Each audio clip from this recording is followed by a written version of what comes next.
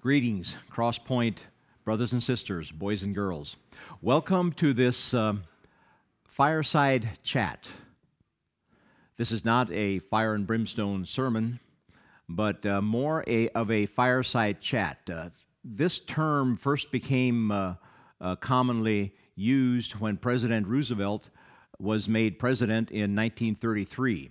This was at a time when the country was just pulling out of the Depression. And he had this method of sitting beside a fireplace, just chatting with the American people about how to restart the country. And today, we'll have a Crosspointe fireside chat about how to restart our church. How can I help restart the church? You know, restart is a buzzword right now in Ohio due to Governor DeWine using this word to describe how that the economy in Ohio is restarting or opening up again. And so we use it as well. How can I help restart the church? Let me open with this passage from Philippians 4, beginning to read in verse 5. Let your reasonableness be known to everyone. The Lord is at hand. Do not be anxious about anything, but in everything by prayer and supplication with thanksgiving, let your requests be made known to God, and the peace of God, which surpasses all understanding, will guard your hearts and minds in Christ Jesus. So let's define restart the church. We should not assume that the church can just pick up right where it left off. This is now the 10th Sunday since we have had services here at Crosspointe. It's 10 Sundays now that the pews have been empty here behind me. When we suspended services, there were a number of things in progress related to our church life. We were ready to take a vote to ratify calling Mark Miller as our next lead pastor. We were waiting until after the lead pastor vote to appoint a pastor to lead a church plant in Canton. We were receiving new members, with still a number who are waiting to be received. We were in the beginning stages of starting a class for some who desire to be baptized. We were anticipating a wedding in late May. We were planning baby dedications. We were planning to reshuffle some discipleship groups and train new leaders to accommodate new members. We had just completed a topical study on the Christian's appearance and were anticipating updating our brotherhood agreement. We were planning communion for the congregation on Good Friday and a resurrection service for the community on Easter Sunday. All of these things came to a screeching halt when we temporarily suspended services. But much more important than the administrative activities that were suspended is the fact that none of us are in a static state in our spiritual lives. Static means lacking in movement or change. None of us are static in the sense that all of us either were growing in our Christian lives or we were declining in our Christian lives, walking closer to God or drifting farther away from God. So at Crosspointe, we had our last service on March 8th. It's illogical to think that we can just pick up right where we left off when we resume services months later. Life was not frozen in time for these months. Life went on while we were under quarantine. So when we restart the church, some of us will be closer to God than we were on March 8th. Some of us will be farther away from God than we were on March 8th. None of us will have had the communion that we were planning for on Good Friday. One of us will be married and waiting a reception later. Some of us will have babies to be dedicated that weren't even born when we suspended services on March 8th. Some of us desire even more to be baptized. I could go on, but you get the point. As we restart the church, we will need to analyze where we were on March 8th and where we are now to determine what is the starting point and then latch in on that starting point and move forward from there. So, how can I help restart the church? Here are a number of points for your consideration, some of them brief, others more detailed. And I'll begin with a more detailed point that I will call keep things in perspective. Perspective. Some seem to keep things in perspective more than others during a time of crisis. To keep things in perspective means to be able to see the relative size and importance of different things in comparison to one another. Without perspective, we get lopsided and we start seeing one thing as much more important than another when they're actually of equal importance. We use phrases sometimes such as, we must see the big picture, or take a 30,000-foot view to communicate this same idea, to keep things in perspective, to back away far enough that you see how things are relative to each other, so we don't give more credence to one thing than it deserves. So as we emerge from our quarantine and we restart the church, we need to keep things in perspective. We need to take a 30,000-foot view and look at the big picture of the coronavirus impact and its influence upon us during the time that we were in quarantine. As we start meetings again as a church, we find that our people do not all share the same view on what has actually taken place in our country during this time of quarantine, shutdown. In the absence of regular weekly church, there was a natural turn to social media to meet our social needs. Ideally, we would have had regular fellowship and regular Bible teaching and preaching to inform and guide our thinking during a time of crisis such as the coronavirus shutdown. But due to the quarantine, we instead allowed the zeitgeist expressed by our news media and other social media to mold and form and guide our thinking. Zeitgeist is a German term that means the spirit of the age. And the zeitgeist of this age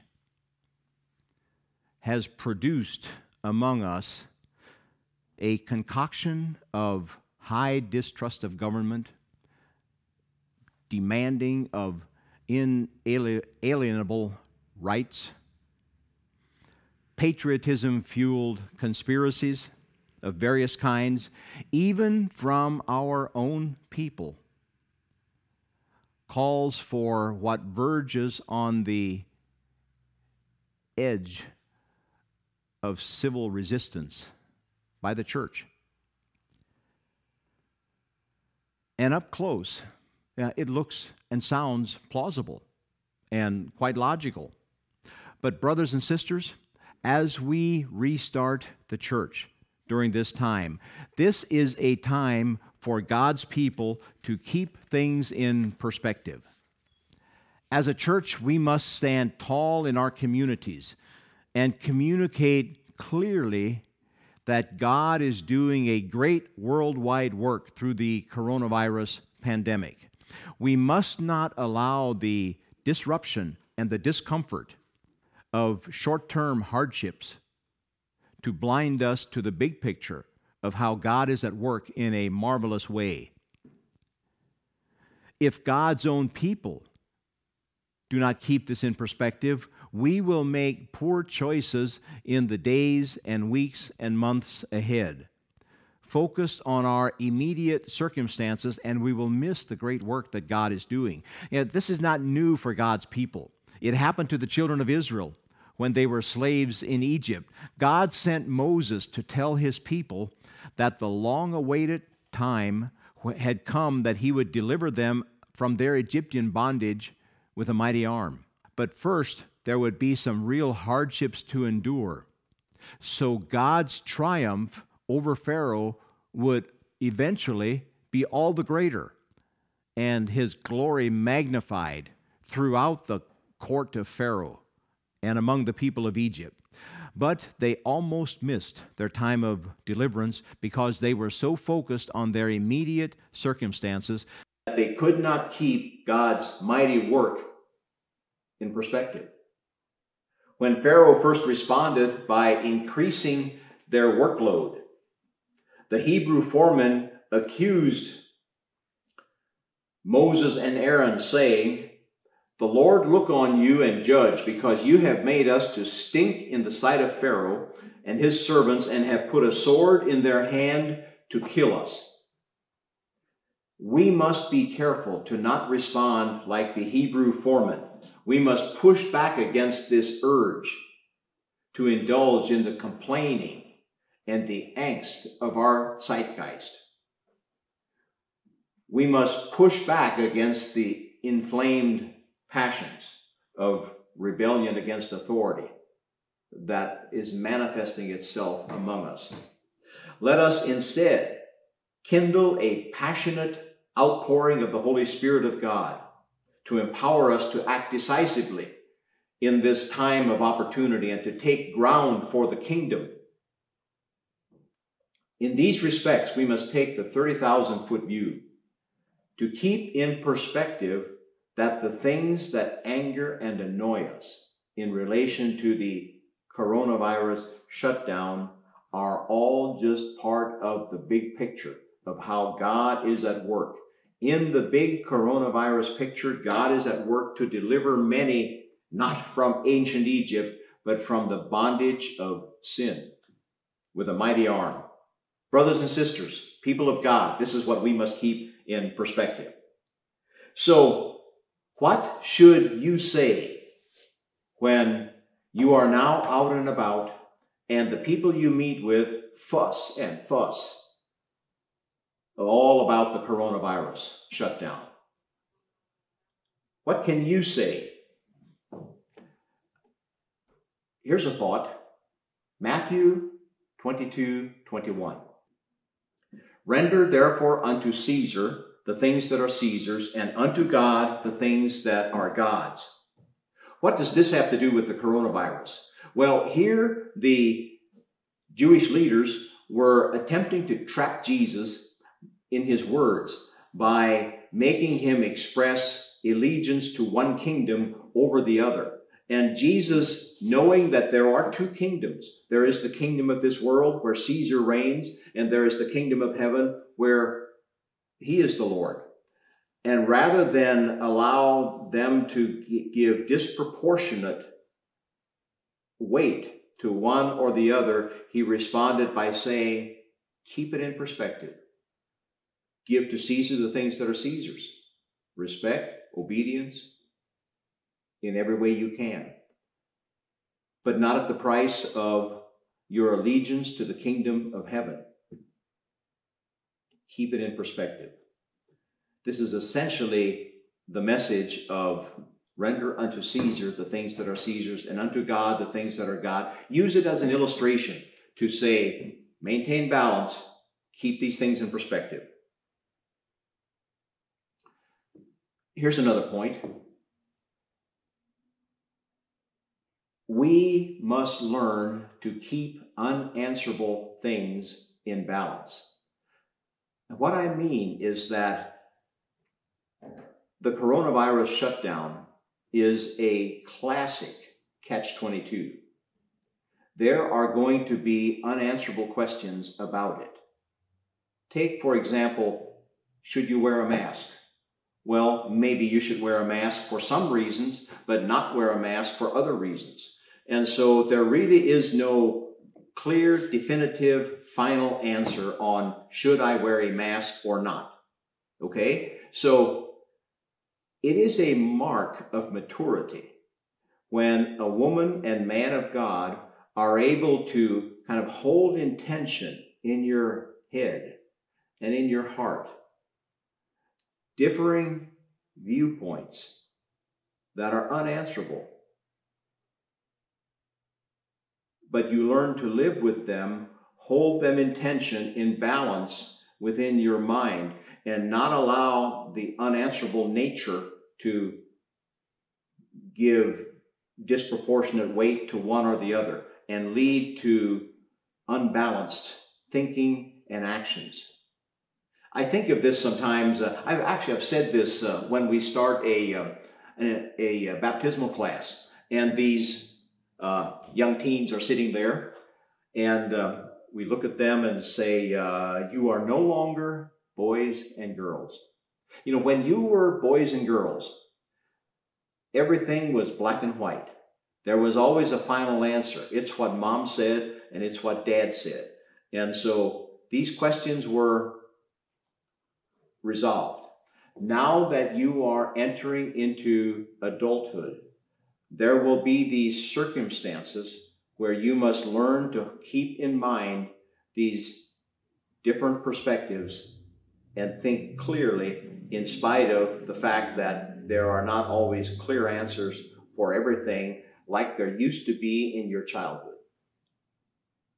And our response to the coronavirus is kind of like this. Another point, be understanding of each other. As the Apostle Paul said, be ye kind one to another. Realize that it may take some of us much longer to get to the same point that we were on March 8th than others. Remember all these different things we had talked about that were happening in church. There were those who were desiring to be baptized. There were those who were going to become members. There was one who was going to be married. And so in all of these things, these are like important, life-changing events for those whom they involve. And so for the rest of us, be understanding that it's very important to them, what may not be so important to you, as we work to once again get to the same point in our congregational life. So I'll close this morning with Philippians 4, continuing to read, beginning at verse 8. Finally, brothers, whatever is true, whatever is honorable, whatever is just, whatever is pure, whatever is lovely, whatever is commendable, if there is any excellence, if there is anything worthy of praise, think about these things. Think. I remember my older brother once saying emphatically to his oldest son when he was just a little tyke and somehow had just not gotten something, he said, think. And so I say to you, think on those things. Do not let your passions be inflamed by anger and annoyance that is in the zeitgeist of our culture, but let our lives be marked by moderation and deep thinking. The world and the church has far too few people that are doing this in this current time. Being a voice of reason in the current chaotic clamor is the best thing that you can do to help us restart the church.